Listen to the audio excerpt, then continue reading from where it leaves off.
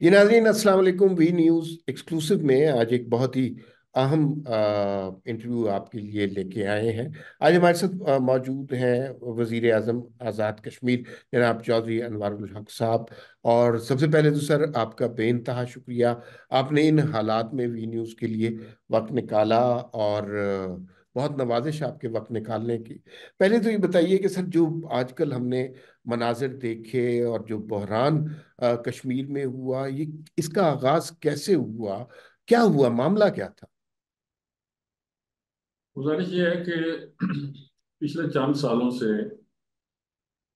मुख्तलिफ हुकूमतों के मुख्तलिफ अदवार में ये बिजली के टैरिफ के हवाले से ये तशवीश अवाम में पाई जाती रही। और इस हवाले से 2018 से ऑनवर्ड्स तो मुसलसल मुख्तलिफ अवामी इज्तिमात में मुख्तलिफ मुकामात पर स्पेसिफिकली पुंछ डिवीजन में ये मुतालबा किया जाता रहा जी कि बिजली के अनराख जो हैं वो दुरुस्त नहीं है। और क्योंकि यहाँ पे हाइडल पोटेंशियल है, यहाँ पे नीलम जैलन प्रोजेक्ट है, मंगला डैम रेजिंग।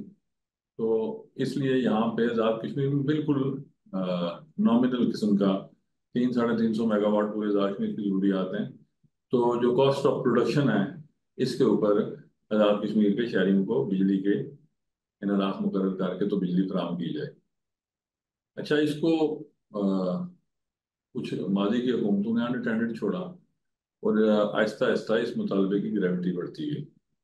अभी पिछले तकरीबन 2 डेढ़ 2 साल से आटे की सब्सिडी और ये बिजली का इशू ये मिक्स हो गए। और अवामी एक्शन कमेटीज के नाम से मुख्तलिफ ट्रेडर तंजीमों ने एक बॉडी बनाई और उसके तहत एक चार्टर ऑफ डिमांड गवर्नमेंट को पेश किया।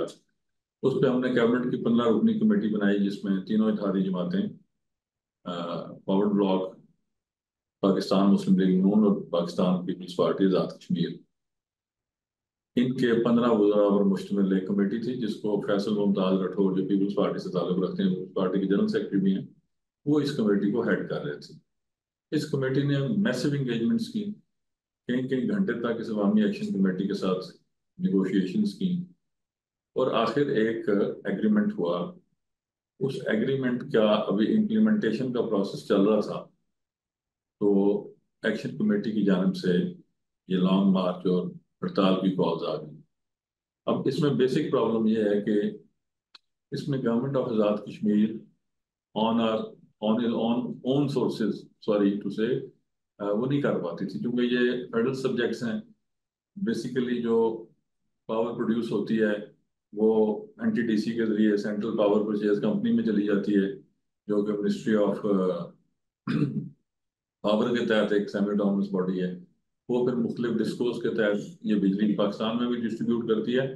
और आज़ाद कश्मीर में shower electrical supply corporation Islamabad वाली जो सप्लाई कंपनी और गेपको जो Gujranwala electrical supply corporation company है, इन तीनों कंपनीज के तहत आज़ाद कश्मीर को बल्क रेट, जो कि 31 रुपये पर यूनिट है, ऑलमोस्ट ये वापडा टाउन का रेट था, बैरिया टाउन का सॉरी, वो जो उनके रेट्स थे उसी रेट्स के मुताबिक वो हमें चार्ज करते थे।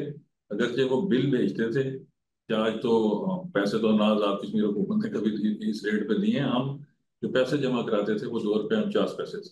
ये तनाज़ा पिछले 20-22 साल से चलता आ रहा है कि जी फाइनल रेट्स क्या हैं। उसमें आज़ाद कश्मीर गवर्नमेंट के वाटर यूज चार्जेस का इशू था, जीएसटी का इशू था जो कॉस्ट ऑफ प्रोडक्शन पे थी। तो ये मिला जुला प्रोग्राम चल रहा था। अब पिछले चंद रोज कबल जब ये सूरत हाल बनी तो शायद आपको याद हो कि 7-8 माह से इसकी ग्रेविटी को फील किया जा रहा था। इसलिए मैंने पाकिस्तान की सेनेट की स्टैंडिंग कमेटी में जिसको मेरा ख्याल है 8 माह कबल की ये बात है या 6 माह की, मैं वहाँ स्पेशल इन्वाइटी के तौर पर इन्वाइट किया गया। और मिस्टर सलीम मांडेवाला, मैं उनका शुक्रगुजार हूँ कि उन्होंने वो चेयर कर रहे थे, उन्होंने बड़ा वक्त दिया, बड़े हमदर्दाना गौर किया। उस पर भी हमने अपना ये मौक़िफ़ रखा कि सर ये इशू है और इस इशू को एड्रेस किया जाना चाहिए।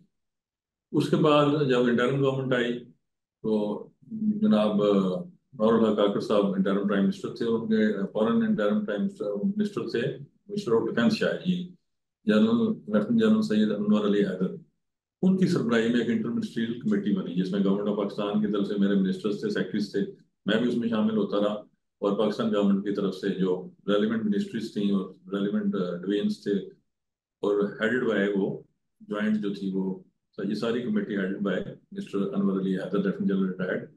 उन्होंने अनथक कोशिश की। जनरल साहब को मैं इस मौके पर डेफिनेटली खराजे तहसीन पेश करूंगा कि जो हमारे 70 साल के मसाइल थे आईनी हवाले से, जिसमें हमारे कश्मीर काउंसिल के बिलियन ऑफ रुपीज के इशूज थे, पीटीए का कोई 9 अरब का लाइसेंस फीस पड़ी हुई थी, बेतहाशा ऐसे मामला जो रियासत पाकिस्तान ने, वाक़ पाकिस्तान ने, पाकिस्तान की उस वक्त की हुकूमत ने, बैक्ड बाय द एस्टेब्लिशमेंट, वो उन्होंने वो मामला हल किए, जिससे थोड़ा सा कूलिंग इफेक्ट भी आया।